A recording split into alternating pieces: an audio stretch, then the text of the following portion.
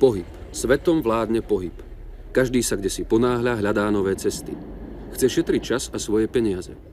Táto teória v svojej podstate platí aj v podmienkach bratislavskej mestskej hromadnej dopravy. Môže pri bratislavských dopravákoch však našinec vôbec čosi ušetriť? Myslím, že je to dosť peňazí, 5 korún.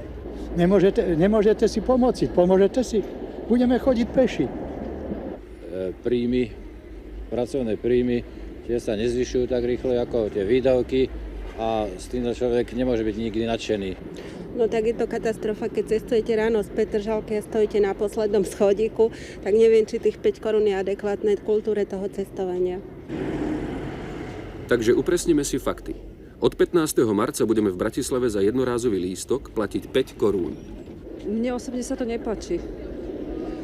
Ja by som bola rada, keby sa nezdražilo. Zvládnete to finančne? Dosť ťažko. Budeme to musieť zvládnuť všetci. Tak ako všetko minulé a to, čo nás ešte iba čaká. Veď do práce či z práce chodí väčšina z nás, bratislavčanov, verejnou dopravou.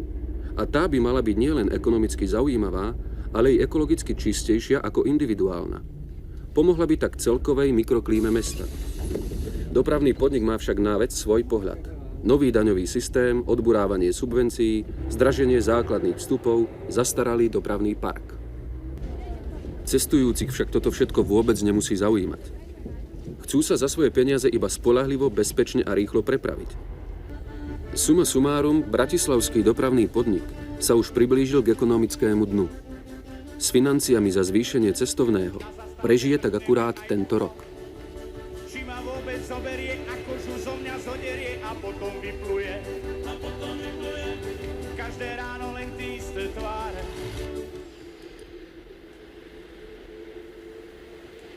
Pri doprave ešte chvíľu zostaňme. Tentoraz sme si však zvolili pohľad miestny. Sme v Petržalke, najväčšom bratislavskom sídlisku, na Romanovovej ulici. Pred pár mesiacmi tu prekvapil miestny úrad obyvateľov a najmä vodičov netradičným premaľovaním bývalej štvorprúdovej komunikácie na dvojprúdovú s parkoviskom v strede a cestou pre cyklistov.